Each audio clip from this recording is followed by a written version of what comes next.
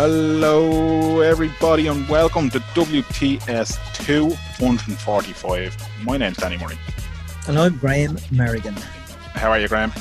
Good, how are you? I'm absolutely fantastic, and I'm absolutely fantastic for good reason, because one of our favourite guests is on the podcast, and I'm making a point of every guest from now on as one of our favourite guests, except for when Gary and Paul are on the podcast. Oh, yeah. How many episodes did you say we are on? 245. We probably had this guest on 225 of those times. Well, it feels like it. I think this is fourth or fifth, I think. Fifth or sixth. Our resident guest. Our man in Stockholm, who was fresh off the plane from Tokyo, the wonderful Philip O'Connor. Phil, thank you so much for coming back on, man. I think fresh is a bit of a stretch, Danny. I think fresh. I'm many things right now, but I'm not fucking fresh. I had to go to the barbers when I got off the plane yesterday because I don't know, like I looked like somebody pulled me through a hedge during a famine. You know, it was a bit altogether. How was Tokyo, Phil? It was mental, Graham. It was just crackers. The whole thing was just mad from beginning to end. And I'll tell you the whole story if you want to hear it. But it was great. You see an awful lot of bitching, you know. You got people going, oh, you know, we didn't get to see anything. You know, these things are what you make them, you know. So just the experience of being there. And you kind of learn so much about the Japanese people just by how they put the Olympics together, you know. Because it's an amazing place. And just how they dealt with the whole thing. It was really successful. There was very few positive tests within the Olympic bubble. But it was weird. Like, I mean, it was absolutely bizarre. I'll give you a little story, right? When we got to Japan, they told you it would take you, 3 to 4 hours to get through the airport, right? But I had got a COVID test, like 2 negative COVID tests in the 72 hours beforehand. And they sent me on the reports and the doctor had signed it and everything else like that. But there was one tiny little box specifying what type of test it was that she hadn't ticked when she sent it to me, right? So I'm over there, arrive at like 20 to 8 in the morning, which is like, 20 to midnight Irish time. But the immigration and all these kinds of things, took forever. So it was about 4 o'clock in the morning Irish time before I actually got to where I showed me COVID certs, and that little tick was missing. And that was the end of the world. It took me 10 hours to get through the airport, lads. So I was coming out there, sort of dinner time on whatever day it was, the Monday that I got through. But, then after that, we had this modified quarantine for 14 days. So essentially we were allowed go from the hotel to the Olympic venues and to one supermarket, right? One supermarket for each hotel. You were told it's that one up the road there. If you were seeing going anywhere else, like video game shit, But I know straight away that they weren't stopping me. You had these apps in your phone and everything, and you had to have your Google, this location finder turned on. But I walked out the door of the hotel because I was starving. I didn't even think to ask them, And I walked out and I went up the road and I got something to eat and I came back again and they didn't ask me to check in or sign in or anything else like that. So about a week later, I thought, this is fucking weird because it seems that everybody else has to do this. You can leave the hotel for 15 minutes to go to that supermarket and come back again. Now, you can go as many times as you like, but nobody ever said it to me. So I said it to Carlos, this photographer I was with. I said, do they stop you when you're going out to go shopping? He said, yeah, they stop me every fucking time, So I said, they never stopped me at all. And he said, I'll find out about that. So I went up to my room and the next morning I met him and he said, I found out what it was, because I'm 6'3" and I have a very big beard, which a lot of Japanese people don't have. And Carlos said, I asked them in the reception and they just started laughing. And I said, what happened? He said, well, they told me through Google Translate that apparently they find you very intimidating. So I was allowed to wander around Japan. No, I didn't. I stuck to the rules as everybody else. I may have taken 20 minutes to go to the supermarket rather than 15 minutes. But, after that then, after the 14 days, you were kind of allowed to move around. But out of respect for the Japanese people, because they didn't really want us there. They didn't want the games going ahead. 15 billion euro, whatever it cost. Like, so, you don't go downtown. Some journalists did. They went downtown. They went to the bars in Shibuya, which we were asked not to do, So it was, that end of things was a bit weird, So I just, I went out and I had a bit of ramen like everybody else. I had to walk around. A friend of the show, Pete Carroll, had obviously told me a few things to do, mostly to do with egg sandwiches. He wanted me to eat on an Instagram story, so we did that, But I saw that, yeah. It was crackers. Like, the whole thing was just brilliant. And as I said, was it a supermarket, Phil, or was it a 7-Eleven? Yeah, so they have these stores over there, Graham, called Konbini, right? And Konbini is basically the bastardization of convenience store, right? So they do this, certain things are just adapted, and then, they move as far away from the English as possible, but it still lives on, I don't know if you saw the tweet I put out there that the word for business suit in Japanese is sebiro. And Sabiro is actually a bastardization of Savile Row in England, right? Because that was the epitome of the business suit. And now it's just called Sabiro in Japanese. And nobody knows where it came from, but that's the word, you know? So yeah, the supermarkets that we got to go to were a cross between a Konbini and like a 7-Eleven, you know? It's just like a convenience store, a Spar, or whatever. But the place when I was in Enoshima with Annalise Murphy and the Irish Sailors and that, there they actually had a proper supermarket and it was huge. And it was kind of like a Super Quinn or Super Value. And so I'd go up there in the morning and I get, the selection of sandwiches that PT was telling me to try, because like the breakfast in the place, they really haven't got a grip on the breakfast at all, right? A man could make a fortune selling the jumbo breakfast roll there because it's a disaster, So, the first couple of days you go in there and apparently, and this has happened before in places like Russia and that, where people just eat weird shit that we wouldn't be used to. And what always happens is that, the bosses in these various media outlets, and they go to them and say, okay, you got to have scrambled eggs, you got to have coffee and this kind of thing, and throw in croissants.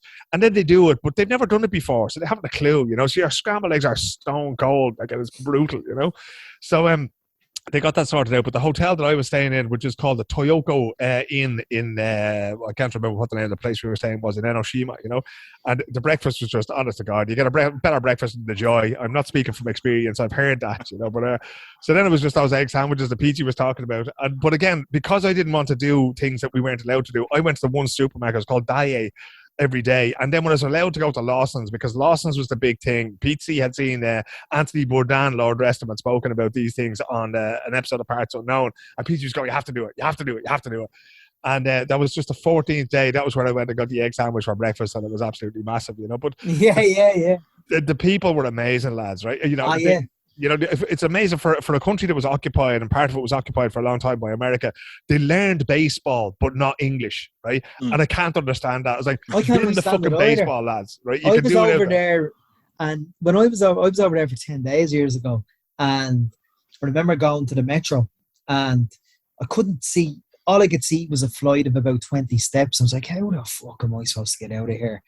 And I couldn't see anything, and they hadn't got a word of English, but they always wanted to help you.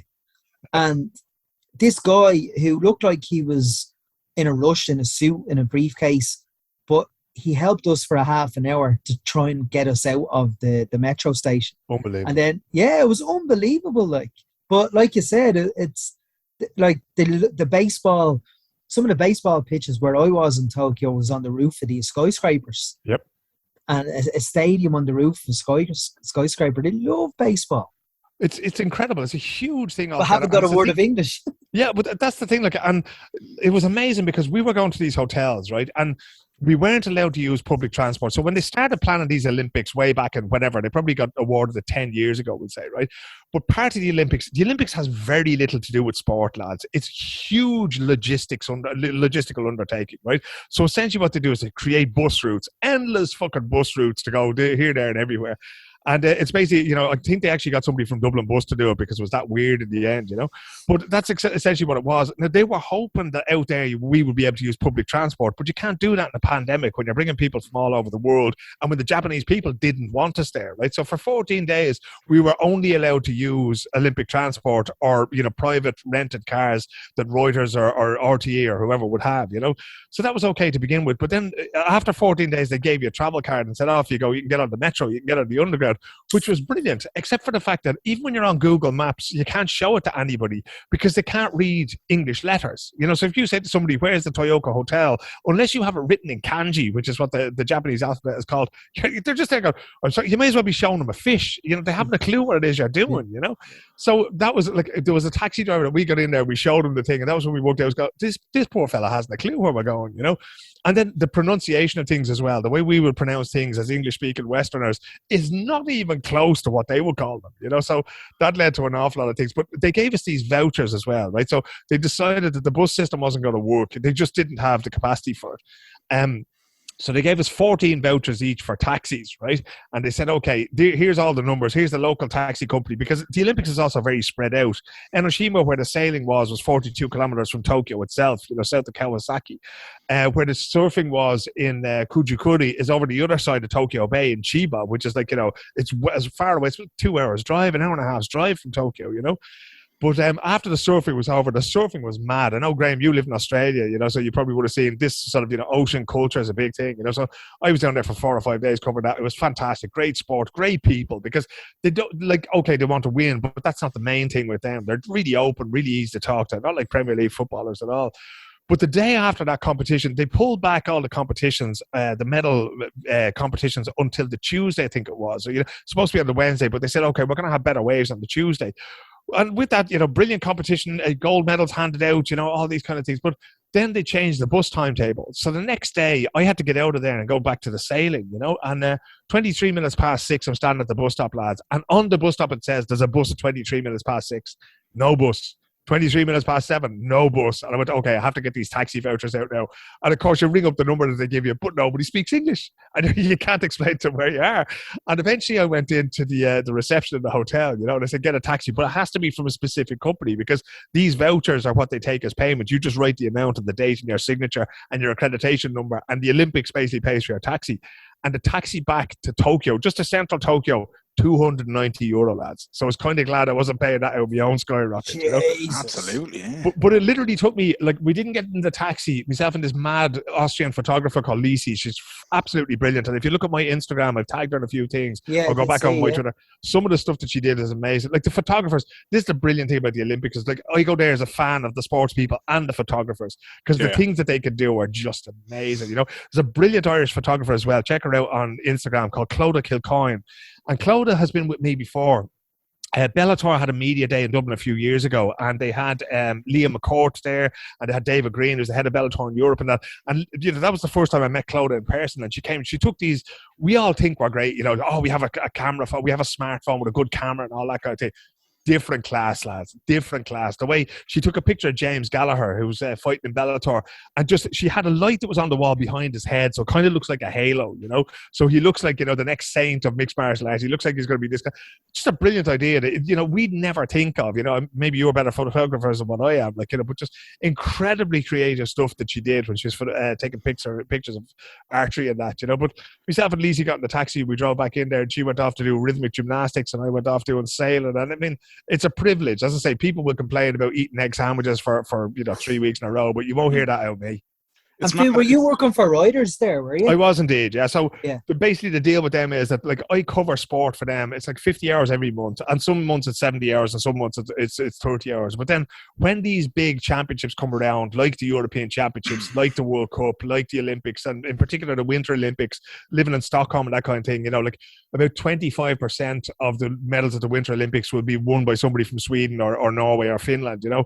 So I get chucked in at the deep end there. I love doing cross-country skiing and biathlon there, because, you know, it's kind of like doing hurling at home. You know, the athletes, you watch them on television week in, week out. There's some great stories there, you know. So I get sent to those things. But when you get there, like, they basically pay me a day rate, right? They say, right, you're getting X per day. And that's great, brilliant, you know, because I know I'm working 21 days in a row, and I go out there and I just jump straight into it, and I go nuts. And, you know, it's such a privilege to go to a place like that and just work and work and work and work and work. You don't have to worry about anything. There's always an outlet for your story, you know. So this time we did a little bit differently. It was difficult to interview athletes. So in the mix zone, you had, you know, those crash barriers you get when Graham's making a personal appearance stand, you know, when he's, I know them well. I know that them kind of thing, you know. So, you know, we've stopped renting them, and we've just bought them now because they're used that often. Yeah, exactly. I mean, trips to Duns to get broken out and everything it's now. False economy not to, you know, to be renting them, you know. But you know, before he became a diva, he'd be happy enough to sit there and you could put your microphone under his nose, you know. But now he likes to keep his distance from us fucking plebs, you know. And it was the same thing. They were trying to keep 2 meters distance between us and the athletes, you know. And it was kind of weird because everybody had a selfie stick with a microphone on the top of it. Or else the Japanese people were there, and the Olympics runs on volunteers as well. So people give up their 2 weeks and they go there, and, you know, I wouldn't say they take abuse, but it's quite difficult, you know, to stand there in a mix zone. But there's a load of journalists, and everybody wants to talk to a specific person, you know. And you'd put your phone on a tray, and then they'd hold the tray under the nose of whatever athlete it was you were trying to interview, right? And there's also a hierarchy. This is not the stuff that you get to see on the TV, right? There's a hierarchy that happens, right? The first person who can interview anybody who wins a gold medal is NBC, because NBC pay about half the money that the Olympics makes, right? So they pay like $7.5 billion or something ridiculous like like that, So they have first dibs on anybody for, I think it's 59 minutes after they win the medal. So that's obviously the Americans. They don't give a shit if somebody from Finland or from Ireland wins, So they go there first. Then they go to what's called the OBS, the Olympic Broadcasting Service, and they do a quick TV interview. And that one will be given to RTE and the BBC and SVT here in Sweden.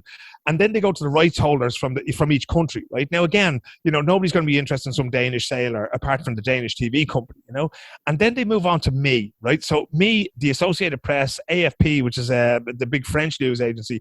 And then we also have OBS because they do text there as well. So the Olympic News Service. So we have our own little pen made out of the same barriers that Mero uses for his personal appearances, right? And then they move on, or they're supposed to move on then to the local newspaper. So the Irish Times, the Guardian, these guys will be a little bit further up. And the idea then is that me working for international media that's going to be seen all over the world, I have different questions to what they're going to ask Kelly Harrington, for instance, for the Irish Independent.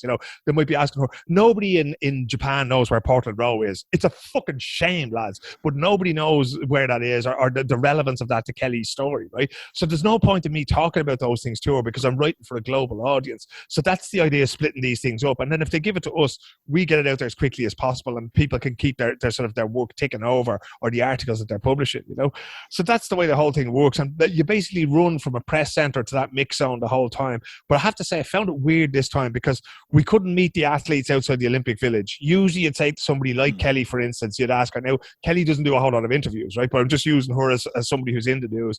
You'd say to her maybe before, I actually did say to her after the semi-final, I asked Team Ireland, I said, is there any chance I can talk to Kelly just for 5 minutes? Because I wanted to write about the hospital where she works and the relationship she has to her colleagues there and to the patients there. I thought it might make a nice story.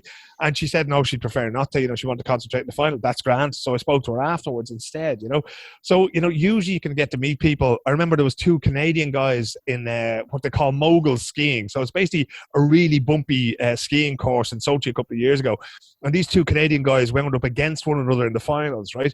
But I had done a thing with them all day where they were texting me the whole day what they were doing. One of them was watching Sons of Anarchy or something like that the whole day and trying to prepare for this, And one guy had been dominant for years, and the other guy who was up against was this sort of young buck who was coming, And the guy who'd been dominant for years, he won, and the young buck then took over and won at the following Olympics. But the following day, to close out the story, I met them, and their condition for doing that was that I had to buy them McDonald's because they've been training for 4 months without eating any garbage whatsoever. And I went, yeah, but you have to meet us at McDonald's and you have to buy us McDonald's and then we'll talk to you, So it was a little bit weird. So it wasn't like a normal Olympics at all. We didn't get to do those kinds of things. But look, like I said, that's not a complaint. That's just to let you guys know the kind of thing that happens there. It's mad. One of the things we learned, and Mero's going to ask me to edit this out probably because he won't like that I'm bringing this up. But after Rio, we had Saskia Toity on the podcast, who at that point was representing Team Ireland in the sailing. Saskia has now pledged her allegiance to Team GB and represented Team GB at this most recent Olympics. Finished worse than she did with Team Ireland. Anyway, so one of the things that we learned, look, she's an Olympian. Fair play to Saskia. One of the things that we learned was when kind of the games were like when it was all over or whatever. Essentially, like McDonald's for athletes or something comes into the Olympic Village, or I don't know if it did in Tokyo, and it's unlimited and free to all the athletes. So what ends up happening, like you were saying, for months and months and months, they're all super clean and super dedicated and everything else, and then suddenly it's like I will have 400 McNuggets, 13 Big Macs, and all the chips. Yeah, they pretty much set up a McDonald's in the Olympic Village for the athletes. Because McDonald's are a sponsor. Coca-Cola are sponsors. So they just put it all up there. But there's so many of those athletes, and they live so clean now, lads. You're talking about people as well. Like some of the people I interviewed before was the New Zealand surfers, Ella and Billy, who were the New Zealand surfing team there, right? These people don't make any money whatsoever. They have jobs, right? They might get, if you're one of the top 10, 15, you might have a deal with an energy drink or with an equipment manufacturer. But for the most part, you're saving, you're asking your Olympic committee for money, you're asking your friends for money, your employer for money just to get there, right? And then all of a sudden they're thrown into this. And that was a bizarre thing with Kelly the other day. I went again, we have these fixed positions when we walk into press conferences. I have a table up the front because I work for one of the biggest news agencies in the world, you know. I sat there kind of right in front of her, and Kelly's looking at it going, this is mad, you know, because for the most part, she'd have the chap who writes about boxing for the Journal. I can't remember his name. He's always on the Second Captain's podcast, and his name just slipped my mind right now. But fantastic fella, really knowledgeable about boxing. Gavin Cooney, is it? Gavin, that's the fella, yeah. And Gavin is pretty much the only one who might be there, you know, after fighting the national or a card in the national stadium, who'll be there to talk to people like that. It's extremely limited. And now all of a sudden, you know, there's Japanese media there talking to Kelly about, you know, there's a Portuguese media there asking her about Beatriz Ferreira, who she beat in the final, you know.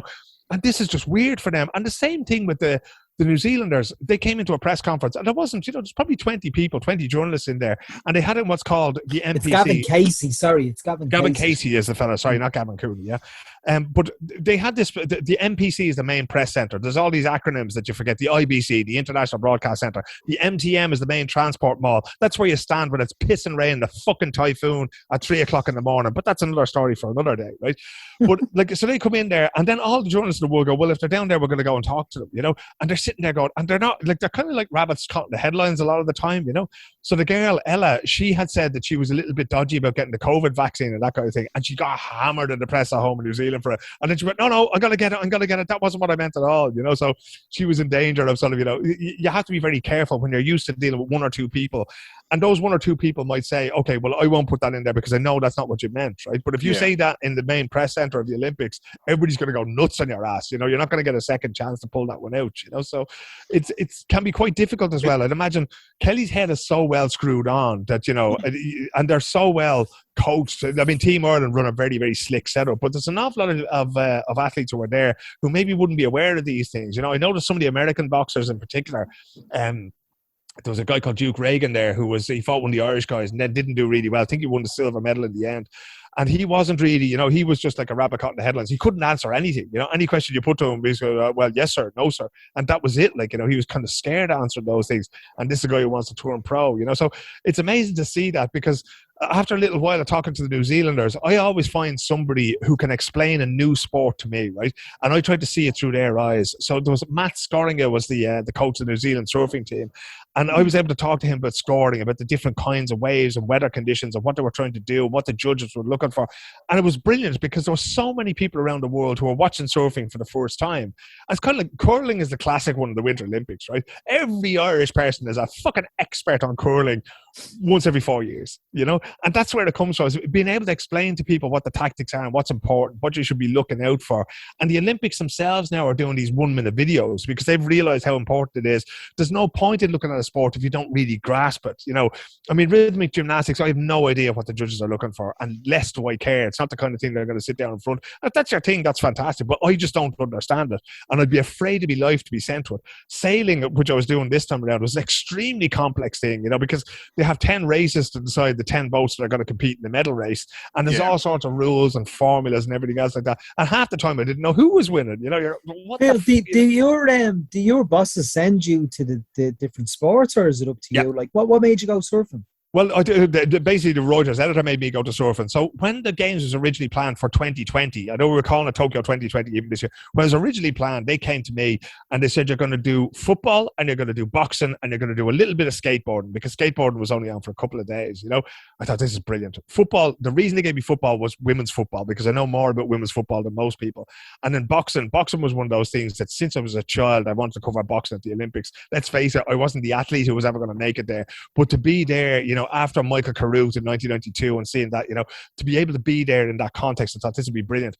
But then COVID happened, right? So A, it was postponed by a year, and B, we had things like positive tests. We had people who pulled out. We had people who were moved around. And the one thing, I think the reason that, you know, I've been with Reuters now for about 20 years in a variety of different roles. For the last 12 years, I think I've been doing sports, right?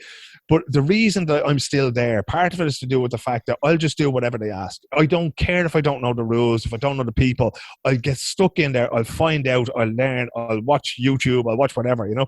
So it's only about 6 weeks before the games, lads, that they came to me and they said, okay, you have to do the sailing and the surfing, and, you know, you'll still do a little bit of boxing, which I thought was great. And I went, fucking sailing. Like, this is not my parish, boys. This is not my wheelhouse, really, you know.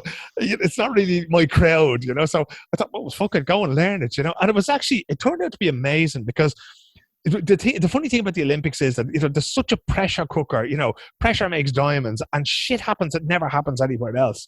So there was a British team, Team GB, boo. Team GB did really, really well in the sailing. They always do, right? But in one of the classes, I think it was the men's 470 dinghy, the British lads had to win the medal race, and the other, I think it was a pair of New Zealanders, had to finish no better than third or fourth for them to win the gold medal, and they won the medal race by a fraction. I'm holding up my fingers here on Zoom, literally, you know, tenths of a second that they won the medal race by, and it was brilliant, you know. And it doesn't matter even if you're not interested in a sport, if it's the first time you're looking at it or whatever, you know. But there are horror stories going around of journalists who don't even cover sport, who turn up in a mixed zone and they go, and who the fuck are you?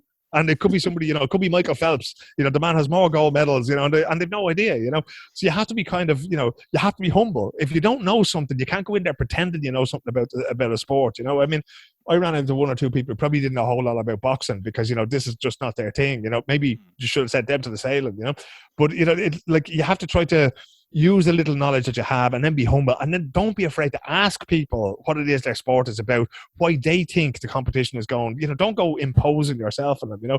And some people find that very hard to do, because they think they made the Olympics. No, it's not fucking about you and how much you know about anything. It's about these people. It's about these athletes and their stories, you know. And that's what's so much fun. It's brilliant that you're saying that, because one of the things that look, we had Paul Howard on before the Olympics, and Paul was talking about covering kind of a couple of Olympics back when he was doing sports journalism, and I think he was, I don't know if he went so far as to say he wouldn't really bother watching it, but I know from Twitter he was watching it and everything else. And look, I'd be skeptical about most sports and everything else, and, you know, I think more than likely, especially in some sports in the Olympics, there's probably more drugs than there was in a nightclub during the Celtic Tiger in Dublin. But that said, this games, and I don't know if it's the pandemic, I don't know if it's some of the things you're touching on there, Phil, but like, this games felt like it was more about people than it was about stars or something. It was the people. Do you mean like were at stories? the heart. Do you mean personal stories? Yeah, like the people were at the heart of it, right? So I mean, even from the I'm not forgetting the young lad's name now, but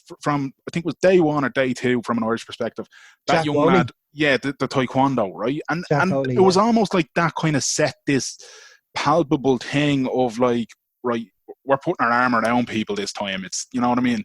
Then the lads from Cork who claimed the first gold medal for Cork, and I don't think Ireland's allowed to claim that medal if I'm hearing right from Skibbereen anyway. But outside of Ireland, you had these unbelievable stories and these unbelievable personalities emerge. Like you were talking about the surfing there and the two New Zealanders. New Zealand also had Ruby Tui, who turned into one of the stars of the Olympics from the sevens. The what you call the guy who won the swimming, was the first swimming medal for his country, the Tunisian guy. You know, that, like Ahmed Haf something. I should know his name. But all these little things kind of added up to this Olympics feeling more like, yeah, there's something about people here. That Teddy Rayner, the French guy, winning gold as well. Like, and just the French judo, judoka, yeah. I mean, all these little stories just added up, and I loved every minute of the Olympics this year. Me and Myrna were texting me. We were off work for the second for a week and all that, and just like watching sports I've never watched before. I'd never watched surfing in my life. I was watching surfing. I was watching rock climbing. Yeah. And I was acting like I knew what I was talking about, and just it was fucking brilliant. Like, I loved every minute of it. But you know what's funny there, Dan, right? There's been a realization over the last sort of 10, 12, 15 years about this thing. Everybody talks about storytelling, right? But most of them don't actually know what they're talking about.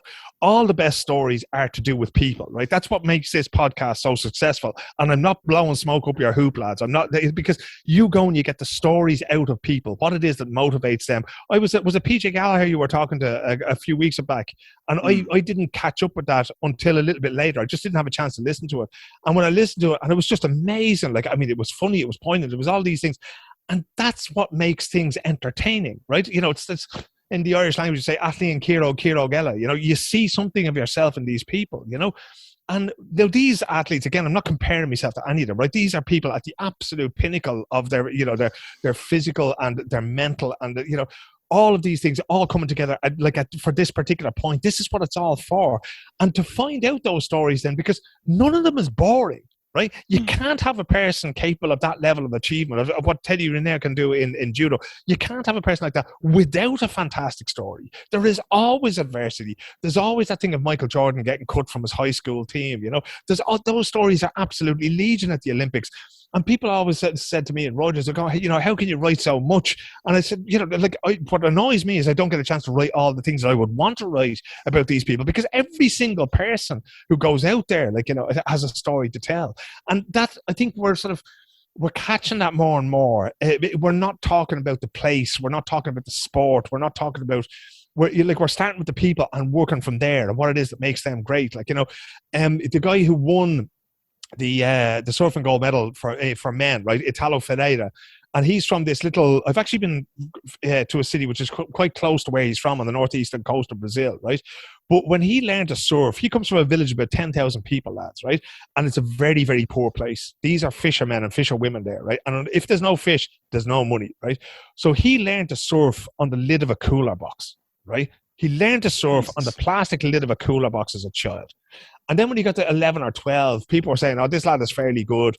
And he had cousins who had surfboards that they'd inherited from adults, from people around them, or that were left on the beach by tourists and this kind of thing. They think of Western tourists go to that place and go, I'm not paying for, excess baggage to bring that home. I leave it on the beach and some young fella get it, right? So when he was 11 or 12, he was spotted by a local surfing coach. And that was where his journey to the Olympics started. And he finished up with a gold medal, right? I mean, these stories just fall into your lap about these people. A fucking cooler box, lads, Yeah. I love that you're bringing that up. I'm gonna shift gear. We can go back to the Olympics in a little bit if you want, but the fact that you're bringing that up just feels like a natural segue for me to start talking about basketball, right? Good man. Because a little bit what you're saying there, you could pick that story up, you could drop it in Greece and be talking about Giannis Antetokounmpo, right? Now, if you're talking about that whole thing of you're not talking about the place, you're not talking about you're talking about the people and their story. Giannis is and the fact that he's got his championship, he's a 2-time MVP. What is he, 26? Yeah, he's not that old right enough. I mean, Jesus Christ. Who's this now? Giannis Antetokounmpo. He's arguably the best player in basketball at the moment. I think that's fair to say, Phil, isn't it? Ooh, I wouldn't think so. But anyway, I'll let you. I know you have it. You have the hubris going, so I gotta let you go on that one. Right, okay, right. He's certainly one of the top 5. He's top 5 only. Look at it. I'm leaving myself open here. I'm okay, all right. Who's he playing for? He's playing for the Milwaukee Bucks, right? So he's called the Greek Freak, right? And I've heard of him. Yeah, he is. He's a phenomenal basketball player. He doesn't have a jump shot in his arsenal, unfortunately. That's probably what puts him down in Phil's pecking order. I don't know. But he's Nigerian Greek descent. I think his parents moved to Greece. He hadn't got a pot to piss in when he was a kid. He's got 2 brothers. And he only started playing basketball when he was I think it was 14 or something like that. I think the coach saw, he's like, this guy's big, this guy's athletic. He was playing soccer, football at the time, and the coach was like, this guy's big, he's athletic, he's all these things. I'm going to see if I can get him to play basketball. But Giannis wouldn't go and play it because the days that the basketball training or whatever was on, that was when he would normally go. His parents used to basically sell knockoff watches on tourist beaches in Greece. That's how they made money, And on the days where basketball was on, they were the days that he'd be down on the beach selling all the stuff. So the coach basically convinced him, look, I'll buy your family's groceries for a week or 2 weeks or whatever it is if you just come play basketball and just give it a go. And he fucking hated it. He absolutely hated it. But his brother loved it. So he kind of went, all right, look, my brother likes it. I'm going to stick at it then just to... And kind of the story kicks on there after a little while. And he wasn't great at that stage. He wasn't even but there was enough in him that kind of the scouts from the NBA decided they were going to go over to Greece and watch this guy. The only ones that took a punt on him, as far as I know, were the Bucks. I don't know if anybody else took interest in him or not, but he wasn't a Greek citizen. He was still, he hadn't got his papers or whatever yet at this point. And he was getting dogs abuse from Greece basketball fans, monkey chants and everything at some matches and all this kind of stuff. So when the Bucks came knocking, he had to get Greek citizenship in order to get over to America to play. The Bucks owner was a US senator, I think. Yeah. And because of that, then a couple of strings were pulled anyway, and Giannis got over there. His story and his rise from there, it's amazing.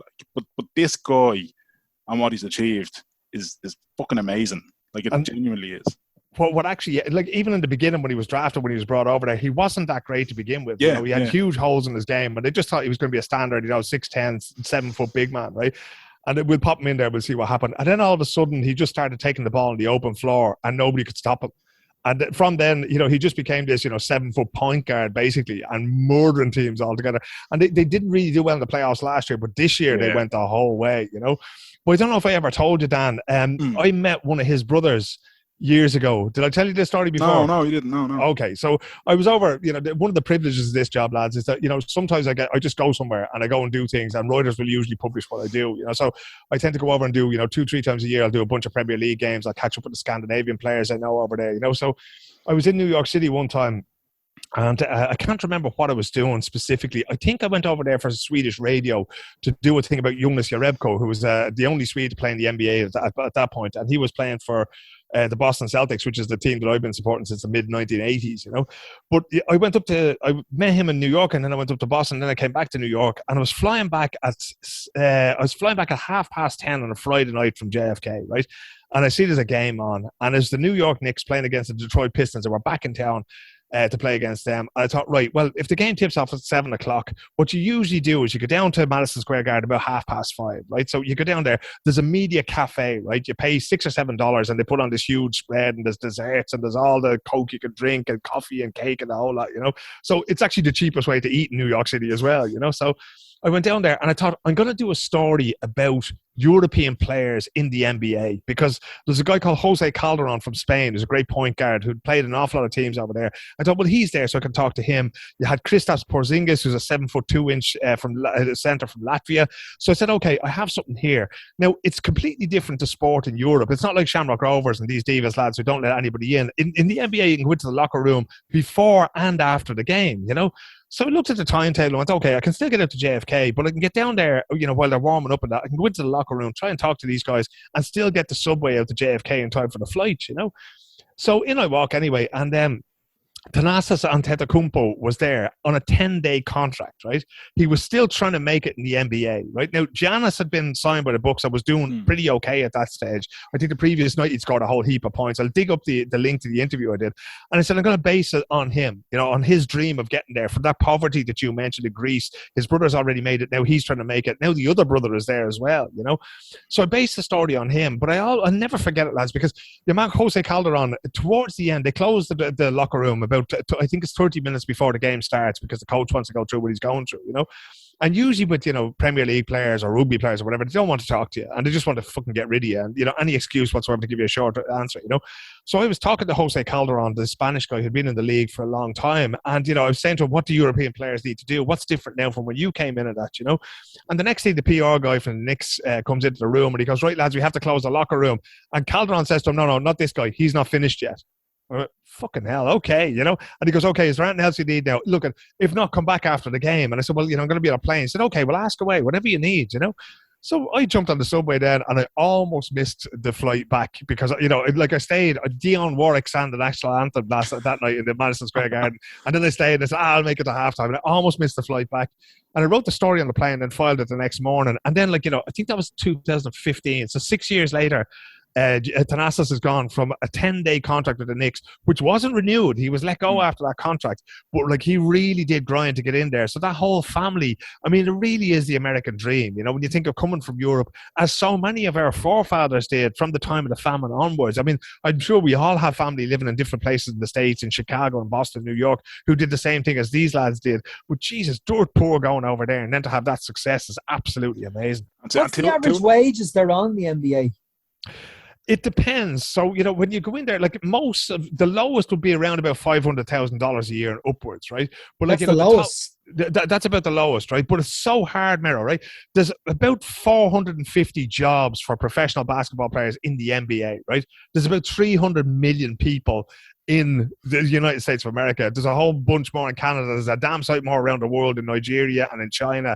There's great players all over the place in Real Madrid, in Turkey, in Greece, where those guys are from, So the competition to be one of the 450 best players, 500 grand isn't near enough. There are actually players in Besiktas and in Galatasaray and in Fenerbahce and in Real Madrid and Barcelona in Europe who make more than some guys in the NBA, right?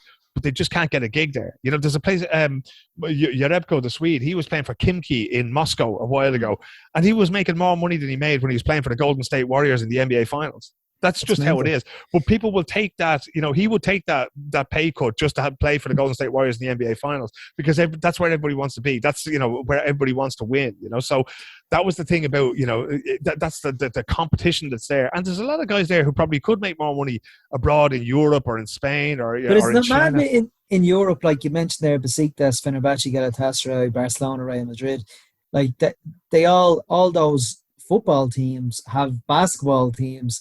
And they also have wheelchair basketball teams, and the wheelchair basketball teams are professional and are paid as well.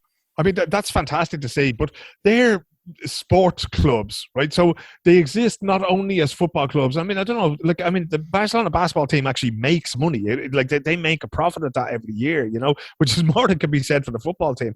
But when you have an organization of that size and that's so rooted in the community, you have the socios in Barcelona, right? 100,000 members, and that covers every aspect of society, you know, from bankers to fellas driving buses, you know, and they want to have that representation, and that's where wheelchair sport comes into it. That's where women's sport comes into it. I know 2 of the girls now, or 3 of the girls are playing for Barcelona at the moment, and they're well treated, and one of them is very, very well paid for a female footballer, you know. But that's the idea, you know. Unfortunately, in Ireland, we're still sort of caught in the thing. In Gaelic games, we have it because you have clubs rather than teams. So you'll have a club that plays football and hurling and handball and that. The Stockholm Gaels here, we've just started a soccer section here because lads want to play soccer, you know. So we have Gaelic football and soccer, and if the girls want to start something, they'll be allowed to start that too. But this idea of having something bigger, you know, where you can sort of pool the resources of a local community, and, you know, if you have to take some of the revenue that comes in for the football, well, then that's great, and put it into, you know, wheelchair basketball or whatever the sport happens to be. If it's archery, I know AIK here, one of the local sports clubs, they have boxing, they have Greco-Roman wrestling, but the main sort of generator of income for them is soccer on the men's and women's side, you know. So to have that idea, and like, it does make it easier to have these huge brands as well. All those teams I mentioned there, they're the ones I remember because they're all Champions League soccer clubs or Europa League soccer clubs as well, you know. But that's where, you know, the revenue and the name recognition comes from. Did an Irish guy sign for AIK recently? He did, yeah, Zach. I haven't met him yet, actually. That might be the next podcast I do next weekend. He's actually doing really well at the moment because he came in, and, you know, I know people at that club. You know, I actually know some of the guys he's playing with. I used to run a soccer club with one of the fellas who plays up front for the team, you know. And he was telling me before Zach signed, he said, yeah, this fella's been here for a few days, been training, he's pretty good, you know. And then somebody in the club was telling me that, I can't remember where he came from. It was in Lincoln City, I think was the last club that he was playing for. And they were saying that, you know, he'd been a little bit in the off season, but they were still really impressed at the test results that he was getting in terms of his CO2 max and where his fitness was. And he's starting games, lads. And I haven't, as I say, I've been away now for 3 weeks in Tokyo, so he signed just before I left. But he's been doing really well. Started the derby against Djurgården the other day. They won 4-1, which is great. Away win of the derby. And the players he's playing with are very, very good. Alexander Milosevic, who used to play for Nottingham Forest, has played for Darmstadt in Germany in the Bundesliga. You know, these, like Henok, the fellow I know, he played, I think he scored 12 goals for Valladolid one season in La Liga, you know. So you're talking about good players that he's playing with. And if he's taken one of the 11 spots in that team, a bit like the 450 in the NBA, that means that this is a good player. So I'm looking forward to talking to him, actually, and asking him, you know, about his national team aspirations, because this is the first time really that I've seen an Irish player of his age coming to Sweden and trying to make something of himself, you know. And I'd love to see Stephen Kenny. He's former under 21 captain as well. Yeah, that's the thing. Like, so the way he sort of caught the eye here in Sweden was that he played in a team. I think Keith Andrews and Stephen Kenny actually had that team, and they did really, really well against the Swedes. And that, I believe, is where they saw him for the first time, and they thought, okay, let's file that fella away, you know. And then they were looking for a player of that type, and all of a sudden there he is, you know. So you never know the day nor the hour, but it's going to be fascinating to see, you know, if he can keep fit now and what sort of a contribution he can make. What I'm being told by the club is that he still has greater capacity. Like, so the fitter he gets, the better he's going to get, you know. So I can't wait to see what he's able to do. To try and hijack it back to basketball, Mero, you'll be interested now. There is also an Irish prospect in the NBA. Just so that. Oh, wow. Yeah, Aiden. I know the chap. He has a Nigerian surname, doesn't he? Yeah, he does. Yeah, I think it's, and I'm probably mispronouncing it, but it's like Egon or something like that. Something like that. Yeah. I always mix him up with Adam Ida, the footballer. Those two surnames, and I have to apologise to the chap for that. But I think he's in college at the moment, isn't he? He is. Yeah. So he's playing college ball at the moment, but he's touted as like he's only 20, so he's probably next year's draft. Would it be that he's, you know? So. I think we've only had one Irish player ever in the NBA. I think Charles Regan has interviewed him, and that was a good few years ago. I was just checking that's who it was. Yeah. Was Mero googling there in the background? Was he? The player that Dan's talking about is Aiden Ijahan.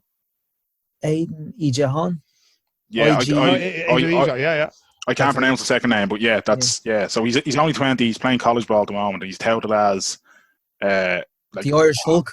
A hot prospect, lads. I'll tell you something for nothing. We're gonna have to get better at pronouncing the Nigerian. Absolutely, we are. The sprinters, the female sprinters. Wow, they're burning things up on the track. You know, by the time the next Olympics comes around in Paris, wouldn't surprise me if a few of them were making the odd final as well. So it's gonna be fantastic. So we'll have to get a few lessons getting stuck in there. You know, great diversity in Irish sport, and it's great to see.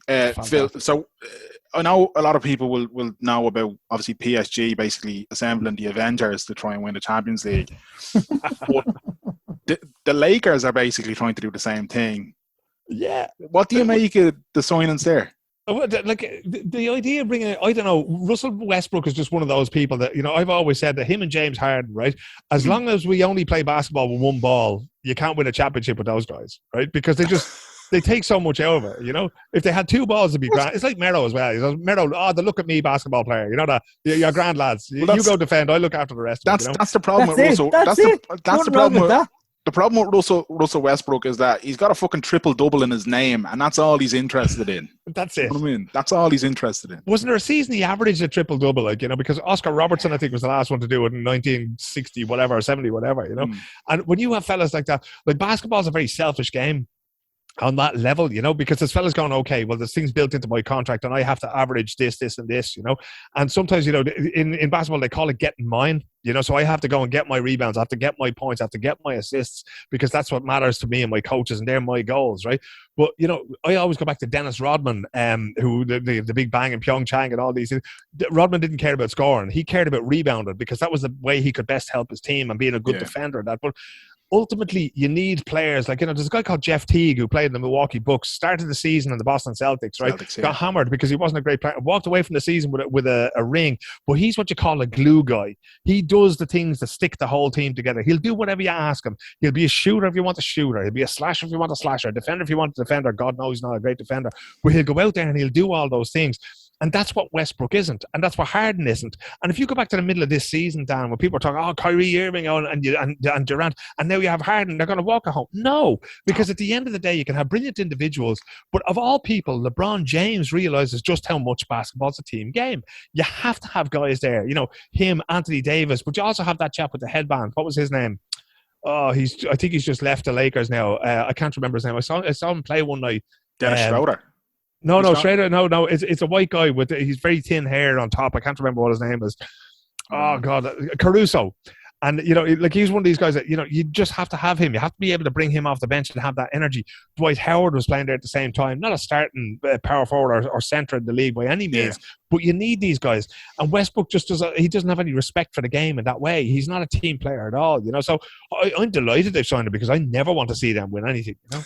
Well, that's it. That's it. Everyone hates the Lakers, and you as a Celtics fan probably hate the Lakers more than anyone. Like, it breaks my heart. And the thing is, like, I've been there and I've seen LeBron play in there. I've seen Kobe Bryant play there as well in the Staples Center, you know. And as a sports fan, I can love it, but, you know, as a Celtics fan, I can't. It's just, no, I can't. No. I actually went to see them play. Do you remember that season, the great season the Golden State Warriors had? What did they have? 73 wins in the season. Probably 2016, I think it was. But they went through the season. They broke the record. I think the previous record was like 72 wins in the season in an 82-game season. They had 73, and I saw one of the games that they lost. And I was just, how could Dan, you even do that? This is only your second season following, isn't it? This is the last stand. This is on the back of the last stand. This is my second season being almost obsessive with it. Yeah, I mean, I just took that off there, Mero, just for you. Like, there you go. He promised me the Air Jordans. There they go. Fantastic. Smoke grey, lads. Smoke grey. I'm telling you now. Somebody tweeted you earlier on about us giving financial advice, Phil. I don't remember we have us ever no giving. idea what that's about. Yeah, I don't know either. But We think it could be the Paul Howard and Gary Mackey. Do you know who Air that was? Jordans are things to invest in. That's all I'll say. Well, that's Niall Scullion, a former Antrim inter-county footballer, fantastic halfback, and a Stockholm Girls legend, I'll have you know, right? But Niall is an accountant, and anytime anybody mentions money, he's like a cabin man. He's in there like a shotgun. What are they talking about? So you were probably joking with Paul and Gary Mackey about that, and he actually took that as serious financial advice, and he'd be there going, "Oh no, you can't be doing that." Well, that's it. Well, so I told him I've never given financial advice in all my life. Yeah, well, I'd put your money in Air Jordans. Forget gold, forget property, forget everything. Put your money in Air Jordans, lads. That's where it's at. Phil. What's the story with Reuters in terms of their coverage of the Paralympics? Is it equal, or do they do any of it, or? No, they do it because there's a bunch of people staying on to do that, right? So, but mostly it would be covered by local staff now, and the reason for that was that what's happening with the Paralympics now is that the restrictions are being lifted, right? But there was a problem with there was a journalist from Reuters who was accused of bringing a new strain of COVID into Japan, right? So what they basically wanted to do was they wanted to get us in and get out. Now that was long before the Olympics ever happened, right? So they're going to use local staff to cover it. Then the photographers who stayed there, Lisi, the Austrian girl who was doing the surfing with me, and we did a couple of other, we did the women's soccer final together as well. Lisi stayed on, and a couple of other people. So the Paralympics isn't as big structurally, right? So there's not as many sports, there's not as many medals, there's not as many events, but it is taken seriously. And it's one of those things that I brought this up before. There's two things that I would bring up, and one is things like the Paralympics, but the other was women's sport before. And I mean, you've been fucking listening to me waffling for years about this thing of equality, and just paying more than lip service to these things and trying to treat them properly. And I'm very glad to say that they do that. I'm disappointed for my own part that I couldn't get to stay on out there and to do that, because it's one of those things, and I may do it in the future, when my kids are older and moved out and that kind of thing. I may choose to stay on myself. I may ask and either work for them or for the Olympic News Service, because the Olympic News Service is a huge operation. They provide a lot of the information that goes to BBC and that as well, so, but I'd love to do it as well. But they do, and in fairness, they do take it seriously, Phil, will you cover the Winter Olympics next year? The last thing that was said to me when I walked out of the main media center in Tokyo was I'd see you in Beijing in 4.5 months, right? So it's one of those things that, like, with so many... The Winter Olympics in 4 months? It's, at the end of February, isn't it? Yeah, think about, like, it seems like very packed together purely because the Olympics last year was pushed to this year. It was postponed, so It's in Beijing, is it? It's in Beijing, yeah. Now, what I was told, what's waiting for us in Beijing is a much harder bubble. So we'll go into the bubble and we'll just stay there. No contact with locals whatsoever. It'll just be hotel to venue and hotel to venue, and that's it. Like, and that's Beijing probably doesn't have the same appeal as wanting to see Tokyo. It could be. Yeah, no, it doesn't. You're right, Dan. It doesn't, But I mean, at the same time, you're going to be traveling through. I was, been driven in taxis from, Chiba to Tokyo, from Tokyo to Enoshima. By the time we got out there, we got the bullet train to Yokohama for one of the men's Olympic soccer final. Like, so that was brilliant.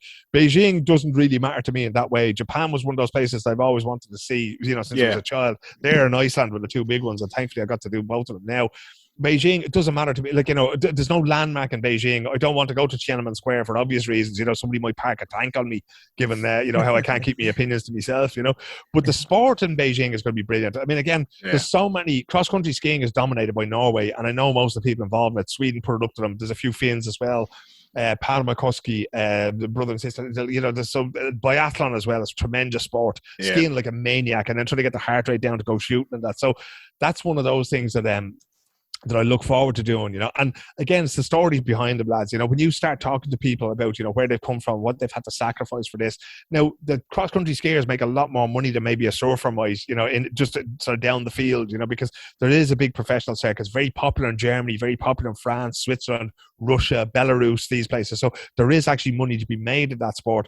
But then you meet guys like, I met a guy who was skiing from Mexico, and the way they compete, or the way they qualify, is they go, when the World Championships are on, there's other qualifying events on around the world. So they'll turn up at some, 30-kilometer race in Iceland, and they'll ski their hoop off trying to make it Olympic time and get in there, So these are guys who invest in themselves, their families and their friends and that kind of thing. And it's amazing to see. Now, they get absolutely battered. It's so difficult for them, Like, we know the result of a race, and we'll call the result of a race because we know there's no way in the world these guys, if they had rockets on their skis, they wouldn't be able to keep up with the Norwegians, So once the top 10 or 15 or 20 20 past the line, we'd just go, yeah, that's the result because these guys aren't Is there winning many Irish Winter Olympians? There is a lad, Thomas. I Yeah. can't remember what his surname is. I think it's either his mother or father is Irish, and then the other parent is Norwegian. So he would have skied at a reasonably decent level. And then maybe he saw that, the best chance I have is to ski for Team Ireland. So I've actually met him in Pyeongchang last time out, and seen him compete, and he was really, really good. Like, I think he had a top 20 finish in the 50k, which is that's the big event, is the 50k free or classic, and he did really well there. We've 3 qualified so far. I don't know if any more will get added at this point now because it's a bit late in the day, maybe. I don't know, but well, there'll be more qualifying events, Dan. I'd say probably you wouldn't be giving up hope until probably Christmas or New Year's Day. There, okay, So when the whole thing is called the Tour de Ski, and when that starts, we usually have somebody involved in the alpine skiing. So in downhill, we do. We've got 2 in the alpine and 1 in the cross country. Yeah. So the other amazing thing about the Olympics, lads, is that you find yourself in Japan, right? And there was somebody from News Talk called me, and they said, "Did you see the rowing?" I went, no, you never see anything else. Like, if you're at an event, you're absolutely consumed with that. Like, oh Jesus! The night was it Friday night last week? There they had the Women's Olympic soccer final on, and Sweden made the final. They were the best team of the whole thing, and they made the final against Canada. Lost on penalties, didn't they? Yeah, and man, they arrived thinking that we just have to show up because Canada wouldn't be as good as Sweden, right? But they had Christine Sinclair is a fantastic player, 38 years of age, the most caps. I think she had 305. That was her 305th game for Canada. She scored more goals than anybody else in international football, man or a woman, right? And the Swedes turned up, went a goal up, gave away a penalty, 1-1. They thought, we're still going to win this, and they didn't. And I've never seen people cry as much in a mix zone, lads. And I was devastated for them because I've known many of them. One of the girls was funny. I was texting her before the game, like the night before the game, because I didn't think I was going to get to go to those games because I was so busy with the boxing and sailing and this kind of crack. And I was saying, I'm actually going to get to go to the game. And she said, geez, an awful long way to go from Stockholm to Tokyo for one game. And I'm here already, you Egypt, And I thought, we're going to have a bit of a laugh in the mix zone. She'll get her gold medal. She won a silver medal in Rio, and it didn't happen. She got a second silver medal. And under normal circumstances, you'd be fucking delighted with an Olympic silver medal. That'd be the best thing that happened to you, But she had one already, and they all honestly thought. And then as well, to miss the penalties, like Caroline Seger, who is one of the best midfielders I've ever seen, man or woman, just an incredible footballer, has played so many times, captain for her country, and she had the penalty to beat the Canadians, right? If she had scored, that was it, gold medal, and she put it over the bar. And it's one of those things that Mero, this from watching Rovers, some things you can't take back, right? And that's it. And she didn't do it, and she has to live with that now. Like, that's it. That's, for the rest of her life. Now, to me, it doesn't take away from her as a woman. It doesn't take away from her as an athlete or as a footballer. I still think she's one of the greatest midfielders I've ever seen play the game.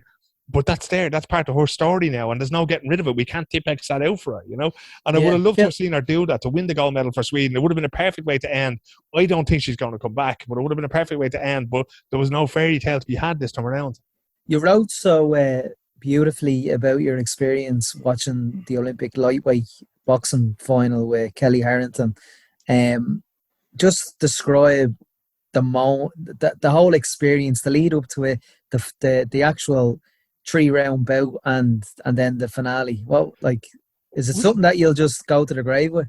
Oh, it's unbelievable. I mean, how lucky I am, Graham, to get to do what I do, to get to go to Madison Square Garden, to see fights in the MGM Grand and the T-Mobile Arena, to be at World Cup in Brazil, to have met Messi and Ronaldo and all these things. None of that can hold a candle to what happened in the Ryoku in Tokyo last week, right?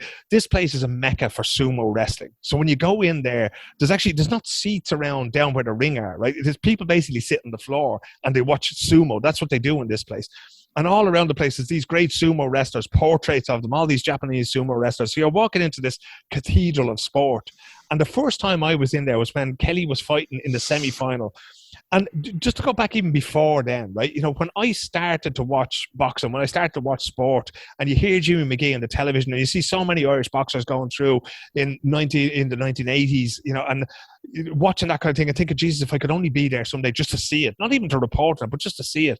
And the first chance I get to do it, you have Kelly Harrington from Portland Row, which was my family's first home after my mother and father got married, was Portland, number 21 Portland Row.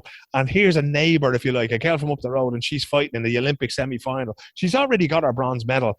And she went in there and she put on a clinic on the Thursday. She was absolutely brilliant, you know, to see the technical level of her boxing. She's not the most powerful boxer in the world, but she barely ever puts a foot wrong. You know, you're not going to see too many knockouts when she fights, but what you will see is brilliant, smart, clever, tactical, adaptable boxing. And that got me thinking when she won that fight. I was going, Jesus, I'm going to be back here on Sunday. So that was the Thursday. I had to do the women's final on the Friday, the men's final on the Saturday. And I got back from the men's final like 4 o'clock in the morning. And the women's final was on at 2 o'clock Tokyo time. And it got me thinking, Graham, I was on the way there and I was thinking, Jesus, my whole life has been leading up to this moment, right? All the time that I spent in front of the television with my father, my grandfather, and my grandmothers, both my grandmothers love boxing as well. I thought, Jesus, if only they could see this. You know, my old man was at home in Dooneycarney, and I knew he'd be up at 6 o'clock. I didn't even speak to him, didn't have to talk to him. My sister didn't tell me nothing. She still lives at home. I knew he'd be watching it. And there I was sitting about 50 feet away from the ring, right? There's very, very seldom that I get excited anymore, right? I'm fucking spoiled, lads. That's what it is. I can sit there and I can watch Kobe Bryant dropping 24 against the Golden State Warriors, and that just happens, right? I can see Conor McGregor knocking Eddie Alvarez out to become the first two-weight world champion of the UFC. That just happens in my life because that's how lucky I am. And then I'm sitting there and they're playing the Foggy Dew. Sinead O'Connor singing the Foggy Dew. Kelly Harrington is walking out for an Olympic final. And lads, I was fit to be tied, right? I don't get excited. I don't get nervous. I don't have anything invested normally in these things, right? And Kelly's walking in there and I'm thinking, Jesus, if she wins this, I don't know what I'm going to do with myself.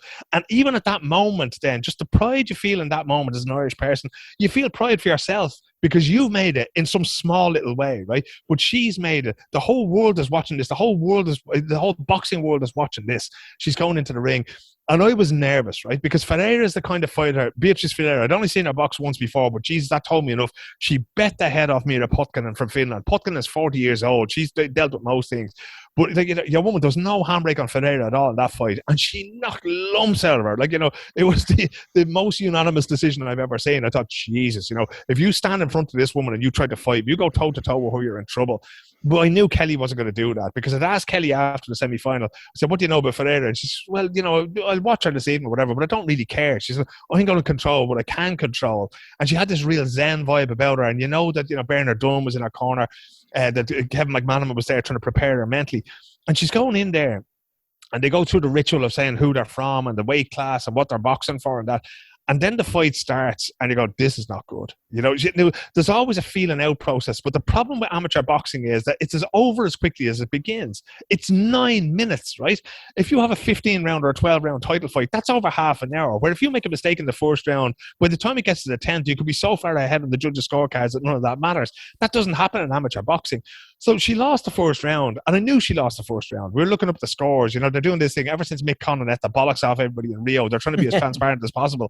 So they're using the 10-9 system now, and they put it up on the scoreboard, you know, probably 20 seconds after the round ends. So everybody knows what's going on, including the boxers themselves. I don't know if Kelly pays attention to that.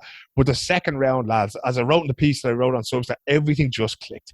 And she found her range perfectly. She switched mostly to southpaw and she just scored and she never got into trouble again after that. She won that round handsomely. You know, she won that round, so pulling away.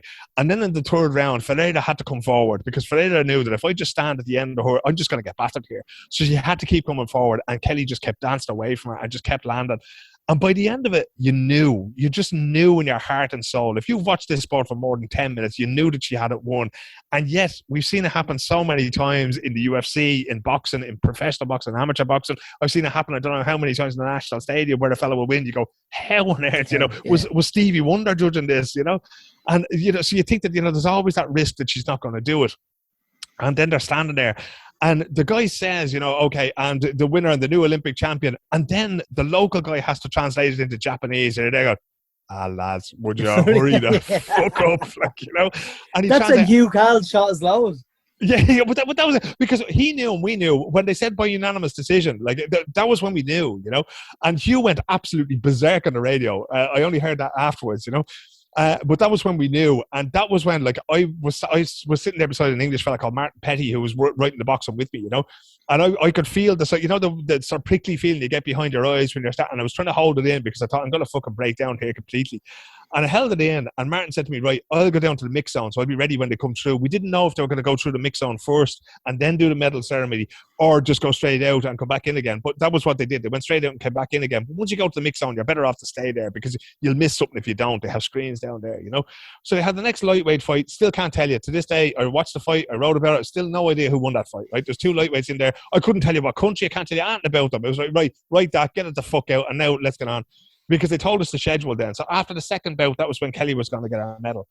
And down to my right-hand side was where they were coming in for the locker rooms, right? And you had the 2 girls who won the bronze medals, Mira and the Thai girl were coming in first, and then Ferreira, and then Kelly after. And that was the thing when I went, I'm not going to be able to keep this together at all. And the great thing was it didn't matter, because I didn't have anything to do at that point. I could just enjoy that moment.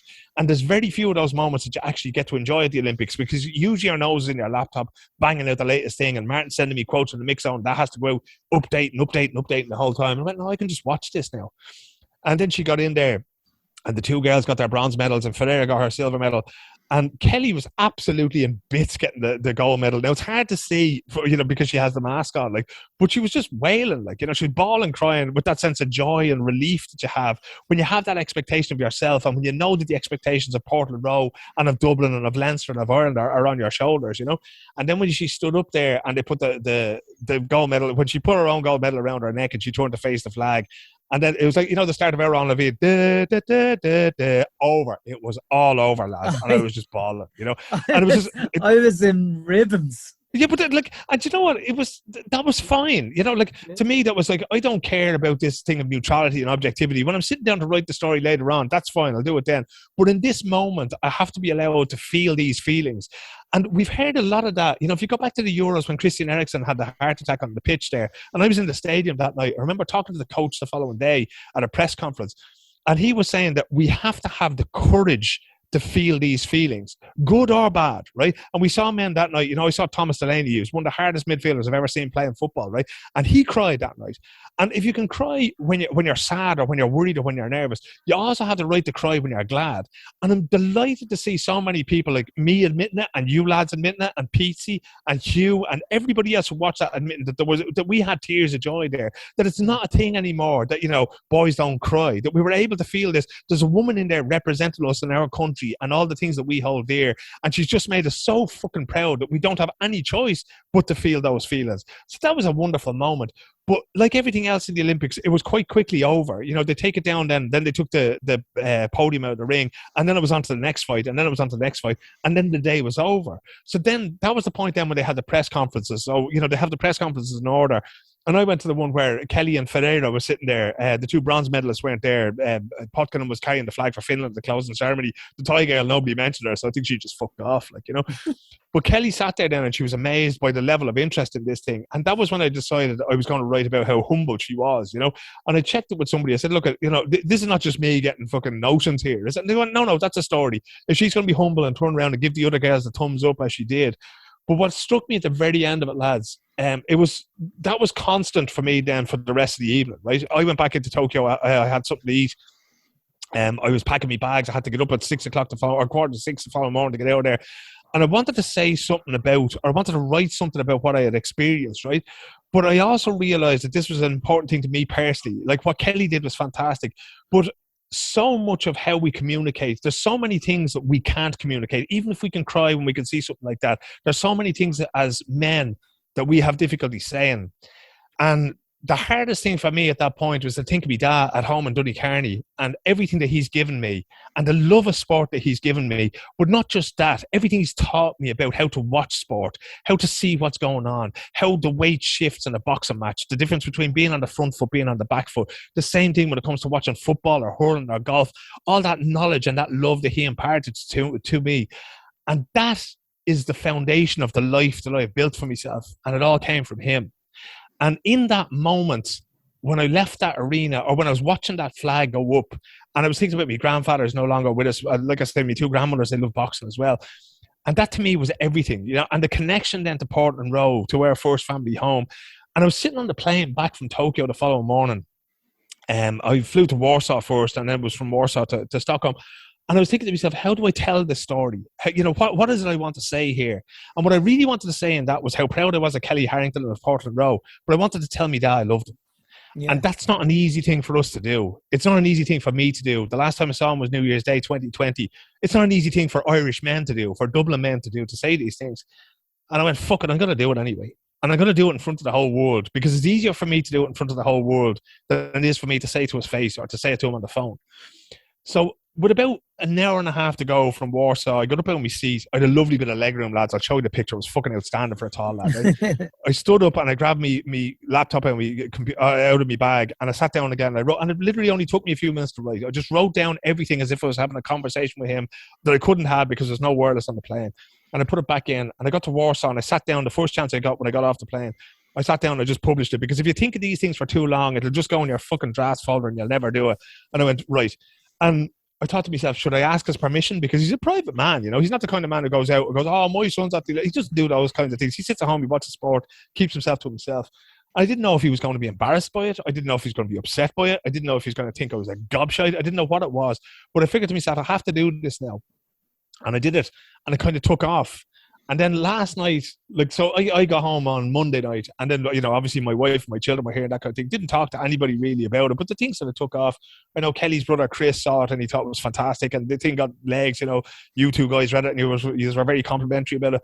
But then yesterday evening... Like, I wasn't that complimentary. I called you a tick because you made me cry. I know, yeah, but I mean, you know, again, that's your way of telling me you love me, you know, so that's fine by me. And I know you well enough to know that, you know. But I got a message on WhatsApp from my ma last night then. It's just, oh, Dad wants to talk to you, right? So my dad doesn't have a phone, you know. He had a mobile phone, one of those Ericsson things that's more used to you in a riot than it is in a fucking conversation, you know those things? And he's just been there. It's like, I don't want to be at the end of this fucking thing, you know. And his hearing wouldn't be great or that kind of thing. So Dad wants to talk to you. That's okay. I'll ring you. And she puts her mobile on speakerphone. And then you get him, and you know, you'd swear he had two fucking paper cups tied together on straight. He just got this, hello, you know. And we had that conversation, and pretty quickly said, thanks very much for writing that. And that was it. That's all we need to say about it. And then we went on to talk about Leo Messi, because he's been watching Barcelona for 15 years once Messi was playing there. He's so disappointed he's gone to PSG. The Dublin Hurlers for fullbacks getting, you know, and we just went back to having those conversations that we had, because what I needed to say was said, and him saying thanks to me was his way of telling me, look, I appreciate that. And then it was done, and we were just back to being who we always are. But the great thing is now that in this pandemic, that, you know, if the worst should happen, I never got to see him again, well, then we've had that moment. And we've shared that thing of seeing Kelly win. He was down in Portland Road with his sister on Monday, I think. They just got the bus down there and they had a look around at all the bunting and that, you know, because he was lucky enough that when we moved to Dooneycarney, there was a bank strike on in the early 70s, right? So he ended up borrowing money from relatives in America to buy the house that we had in Dooneycarney. And then his father, my grandfather, said to him, look, we'll keep the house in Portland Road, we'll let it out, and who knows, maybe somebody in the family will take it over then. Now, they ended up selling it in the early 1990s, but it was rented out to people from Portland Road and from Sheriff Street, from around there all that time until they sold it. So, you know, he was up and down there every week. He still knew people down there, you know, he was still meeting neighbours and people that he'd known before, you know. So for him to be able to have that after this pandemic where, you know, my brother wouldn't even let him walk his dog anymore because he was afraid he'd fucking stop talking to people on the streets, you know. So it was a beautiful way to close the circle, because, you know, who knows, lads? I'm hoping to get back to Dublin in the very near future. We all know that, you know, the life that we're living now is a lot different to what we were living 2 years ago. It was New Year's Day 2020, as I said, the last time I saw him or spoke to him face to face, you know. So if that was to happen, at least we've had this, you know. I fucking hope it doesn't. I hope that, you know, sometime during the autumn I get to go over there, and if I have to do, you know, I've got my vaccine, if I have to do a bit of quarantine, that's fine, you know. But that to me was, you know, to have that, you know, for our lives to come full circle in that sporting sense, you know, and to be able to say thank you for all the things that he's given me in that context. Jeez, it doesn't get any better than that. Yeah. Absolutely. It was a fucking beautiful bit of writing, Phil. Genuinely an absolutely beautiful bit of writing. And just in case anyone listening to this hasn't heard, when we put the episode up, we'll link it and all that kind of crack as well. But I think, I know for me anyway, and I think for a lot of other lads who would have read it, they'd see themselves a little bit in it as well. And that kind of relationship that you talked about, that kind of thing where it's known but it's unspoken, you know, that way. Like I think a lot of people that would have resonated, you know what I mean? And then that closing sequence, as you said, where you say it and everything, I fucking closed the lid of my laptop, and I was like, I fucking hate Phil, hate him. But I think it's important, lads, because of that very fact, right? Our relationship to sport, for the most part, as men, and probably as women as well, that the generations that we come from, it was very much our fathers. Now, I'm well aware of me aunts hearing this now and going fucking bananas, because they were as interested, if not more interested, in sport. My father's younger sister is a mad woman for the sport, and her daughters, my cousins, are mad women for the sport as well. And I've been in touch with them since, because, you know, they would have had the same relationship to Portland Road, because my grandfather was always part of that, you know. But to have those, like, we inherited these things. Our fathers led us into these things. Our mothers too, and our aunts and our uncles. But it was very much from our fathers. I'm not sure, Graham, you know, if you were to look back at you know, your relationship to Shamrock Rovers, I'm sure your dad has been involved in some way there. That, you know, that was something you got as part of your inheritance. You know, long before anybody leaves this world, that we get those things from them. You know, it's the same thing with the Dublin hurlers, the Dublin footballers. I remember when the Dublin footballers were deeply unsuccessful and being hauled off to Tullamore and that kind of thing. You know, and my dad getting into slagging matches with people down in Kildare and this kind of thing. You know, and then, you know, when they did start to get successful, we'd be on trains where loads of heads were out. My father never drank, you know, fellas would be fucking drunk out of their minds, you know, and my dad would be round with them and telling them to behave themselves and that, you know. So this is all part of the thing that we get, but it's also their way of spending time with us. A lot of the time, you know, if you go to Croke Park, if you go to the National Stadium, if you go to where the Rovers play now, do they have a ground now? I can't remember. But if they go to Tallaght Stadium, if you go to Dalymount, which is a much better choice, you know, that's where we spend our time. That's where we spend our family time a lot of the time. But that, to me, is no substitute in the end, right? Because the last thing I would want anybody that I love to do is to reach the end of their days and for me not to have said that, right? That's the only regret that I could have in life. And it's the only regret that I could have with my own children, is not...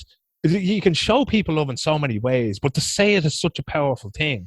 And it's something that scares the Jesus out of us, because we don't know how people react. I mean, there's many people that would say, you know, you might just get a nod of the head because the person on the receiving end might not be capable of communicating what it is that they feel. But I think to some extent, we have to be prepared, as the Danish manager Kasper Hjulmand said, we have to be prepared to feel, we have to have the courage to feel these feelings and to say these things, and not to be dependent on a response from somebody else, of them saying, oh, I love you too, or them responding in the way that we expect them. You know, we have to just put it out there and to have the courage to be vulnerable as men, as fathers, as sons, as brothers and sisters.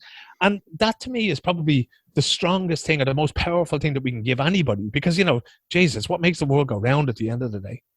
But you know what as well, Phil? Like, the stars aligned for you to write that piece. As far as, you know, Kelly Harrington, in terms of people getting behind her, people fell in love with her. There are the nation does love the Olympics. The nation gets behind our athletes in the Olympics, but they particularly got behind Kelly Harrington. They loved her down-to-earthness. They loved her salt-of-the-earth attitude. They love that she's a frontline worker. They love the real story behind it. And I think it's, in terms of your article, I think it's fair to say that because of that and her humbleness, that's what led you to write such a powerful article, because it probably reminded you of growing up in Portland Road, your father and stuff like that. And if you weren't at that final, if she didn't win that Olympic gold medal, you wouldn't have written that article. No, this is the thing. Like, and again, that's the privilege of doing what I do, right? And no offense to the sailors or to the rowers or that kind of thing, right? But it wouldn't have had the same effect on me seeing Annalise Murphy win a gold medal in sailing. Absolutely, right? Because, like exactly. I say, that's not my parish, right? But being there and that sort of visceral connection that you have, but it's very much to do with Kelly Harrington, the person, right? Now, I think that we have to be very careful, because I don't want to put the burden of, you know, of leadership anymore on Kelly Harrington than she already is, right? That's just how she is naturally. She was the one who came up with the idea of walking in with the flag, handed over the flag, and bowing to the Japanese people in gratitude, right? And I wrote about that for Reuters afterwards. Now, we were always limited after the fact. We were told 300 words. You call it a sidebar. So you have a main... Must be hard for you, Phil, to give 300 fucking words. Yeah. Jesus Christ. Well, at least I wasn't talking. I was only writing, so that's a bit easier, you know?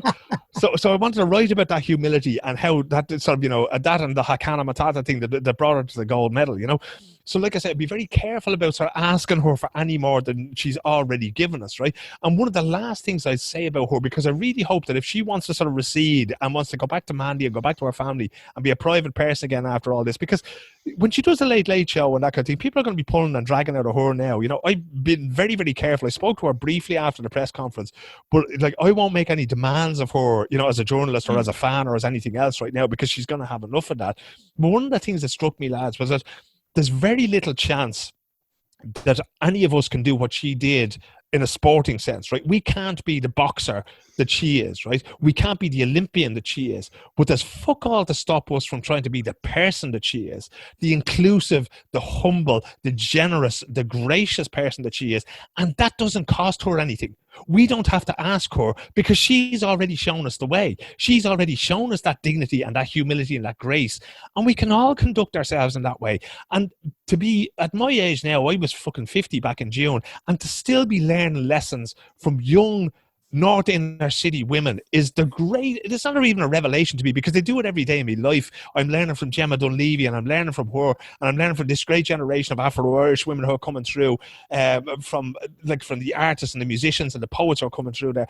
And to take that will be her greatest legacy, is young kids seeing that and going, that's who I want to be. I want to be a person like that who's respected, regardless of whether I'm an Olympian, but I want to be respected for the good that I do for my community. And she keeps coming back to it. And to see her yesterday, I turned on the news here on RTE on the television, and to see her on the open top bus, and crying again, you know, I think we've all been fucking crying since Sunday, you know, in a constant stream. But as I said to many people on Twitter, tears of joy are never unwelcome.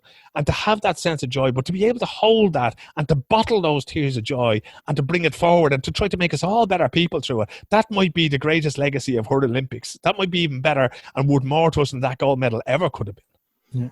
Absolutely. Yeah. I think Perfect. I think that is a great way to wrap up. The humility and everything else shown by her, as you say, it's a great lesson to all of us. And if we can all take a little bit of that away, then we'll all be better people for it. But Philip, I've enjoyed the last hour and 20 minutes or so of you giving us a whistle-stop tour of your adventures in Tokyo and a brief sojourn there into the NBA as well. I've enjoyed it, lads. And let's not forget Portland Row either. Indeed. Indeed. We'll probably talk to you in 4 weeks. Yeah, we didn't even get to talk too much about the Euros, you know what I mean? But sure, look. Well, look, I'll tell you what, like one of these days, what do we do? We'll do a sporting review of the year, right? Where we'll bring in PT and we'll bring in somebody else. You know, PJ might be a good man. It'd be handy to have another Bows man on this podcast for one fucking day. No, yeah, grand. Well, you're outnumbered at the moment because, of course, Dan is a season ticket holder, member, the whole thing. Yeah, he isn't as old. He's a pretend Bows fan. I am not a pretend. Can you withdraw that comment, please? You'll be hearing from my solicitor. His camera's not working very well, but he was going to show me the sleeve that he got of all the Bows greats. You know? yeah. No, but absolutely, lads, as ever, it's a pleasure and it's a privilege to be here on this podcast. The original and greatest Irish podcast, it has to be said. You know, like Blind Boy is only trailing after this, and it's any time just to, you know, put the word in. And I must apologize, because when we were discussing this on WhatsApp, Graham was asking me to do this from Tokyo, and in a way I'm sorry for letting you down, but in another way I'm glad we waited until afterwards, because we wouldn't have had a chance to talk about Kelly or all these other things. That's very true, and you didn't let us down at all. We were placing impossible demands upon you with time zones and with your hectic schedule and your €290 taxi fares and your egg sandwiches. Look, we never take it personally, Phil. We're chancing our arm. It's all good. There's nothing impossible in this world. It's only impossible until it's done, lads. Love it. If people want to check out more of Philip's work, they can, of course, Philip O'Connor on Twitter, and check out Our Man in Stockholm as well. If you Google that, you'll get lots and lots of goodies. Graham Merrigan, if people want to listen to the 244 episodes to precede this wonderful audio presentation, where can they do so? They can go to any podcast provider and search WTS Pod. You can get us on Podcast Republic, Apple Podcasts, Stitcher, Spotify, everywhere you can get a podcast. Go to WTSpod.com as well. You can get all our episodes, and we're on Twitter at WTS Pod. He's at Daniel Murray. I'm at Merrigan Mania, and that's it. Yeah, and I'd just like to say, if anyone from Nike or if Michael himself is listening, I am available for an Air Jordan. Just, you know, I will happily be a brand ambassador. UK size 12. Thank you. Perfect. Until next time. Clear eyes. Full hearts. Can't lose. Thanks, Phil. Thanks, Phil.